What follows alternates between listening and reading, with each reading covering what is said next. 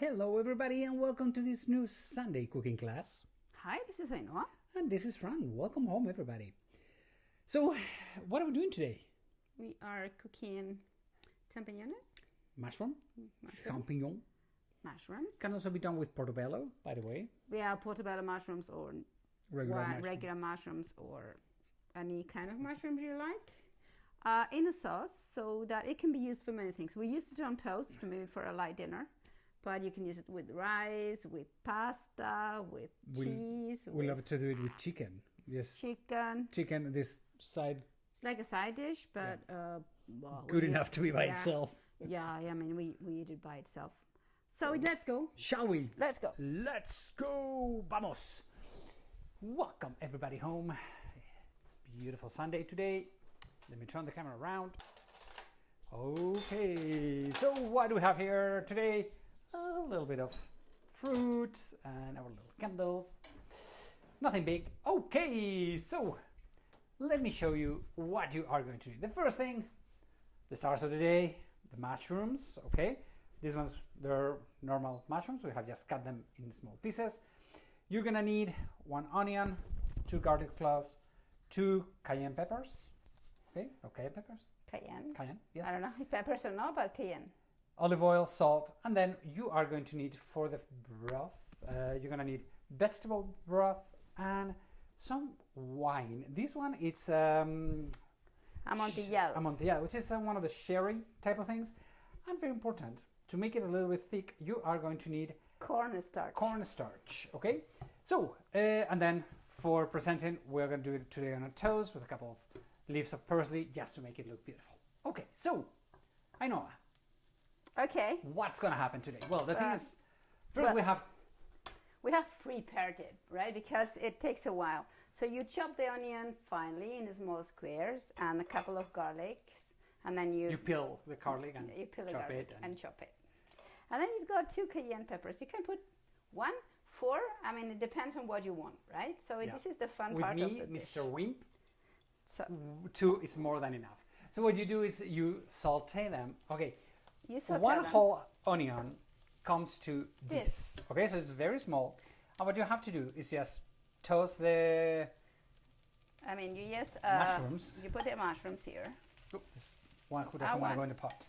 Right. So and then you see you've got the little peppers right cayenne peppers there. So it's the fun thing is that who knows who's gonna eat it, right? Yeah, so it's like a personal family joke that we don't take them out.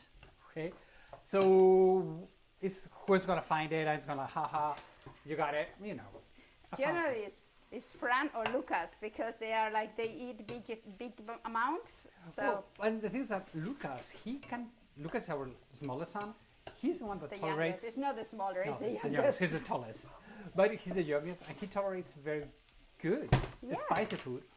And he makes fun of me because I cannot take any spicy food. I mean, if I eat one of the cayenne peppers, I'm going to start sneezing, my nose is going to be running, I'm going to be a mess. It's a genetic thing. It is, I don't know, I cannot tolerate spicy food. It's one of those things. So bear with us because it takes a while. Fran, I don't know what happened to the oil, but we don't have much oil there. Oh. We run out of oil. You have a... I have this oil. Can I use this? Yeah. So this is an oil that we were given. You see this is different kinds of oil. We have this is manzanilla, which is a kind of olive. And then we use arbequina, which is a very strong flavor. I love it. So this is a little bit softer. This is from the south of Spain. It is from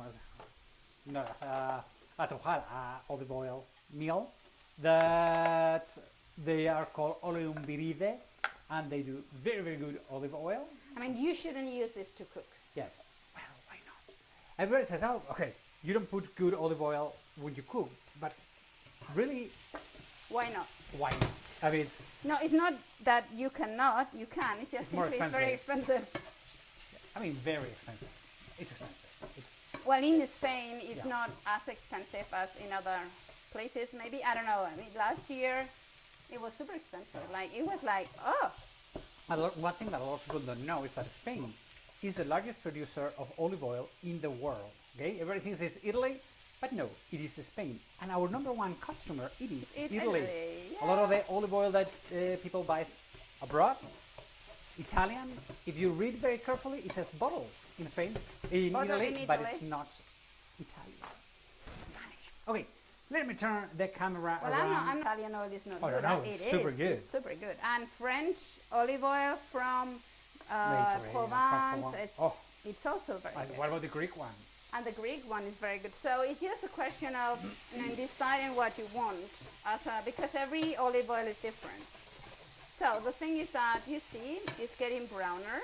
Yep.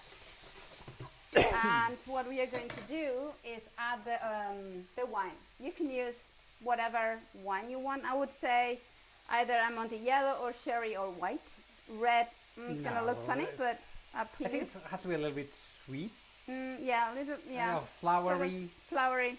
Yeah, and the red wine is going to overtake, so I would not. I wouldn't add it, but it's up to you. So I love Montilla, so we are going to add it. So what you need to do, it's because this is for the kids and everybody. So what we do, it's you put it and evaporate then it evaporates all the alcohol. Okay, so it's only going to have the flavor of it, but not the alcohol content on the wine. Okay. Wow. Hot. It's a bit hot. Ouch. Yeah, a bit hot. You know what I don't like is that it gets all dirty. Well, I wish people could smell this. I mean, this is like. What is a good part of cooking? Is the smelling? The smells. Oh my God, so good. Okay. All right, so this is already evaporated, so it's fine. So what you're going to, that was 100 milliliters of wines, and we have here 200 milliliters. You get the measurements. Yeah, in cups and ounces and all that. So I'm going to add to this 1 teaspoon of... teaspoon or tablespoon? Tablespoon, sorry. Of cornstarch. Whoops. Cornstarch sticks to the fingers. And then you whisk it. So why do we put the cornstarch for? Because you want it to thicken. Okay, so it's just to thicken the sauce and make it... Make it thicker. Okay. Oh,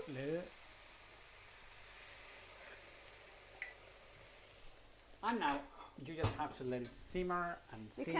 You can add pepper if you want. I'm going to add a little bit. But not much, because remember you have wine, you have onions, you have how do you say? Oh God, the name. Cayenne pepper, and now black pepper. Yeah, a little bit, but you be careful. Okay. So what we are doing now, as you can see, we just want to evaporate it, and goes on and on and on. Now, how long would this take? About 15? Not much, 10 minutes. 10, 15 minutes? Yeah, so you see it's high heat, huh? Yes, it's on a high heat, and as it goes, reduces and reduces and evaporates. So if there's any alcohol yet in there, that is not. I mean, kids can eat this. In about 10, 15, I would say more, 15 minutes, it will come out. Like this. Like that. Okay, so this is once we have just done. So don't burn yourself. And let's...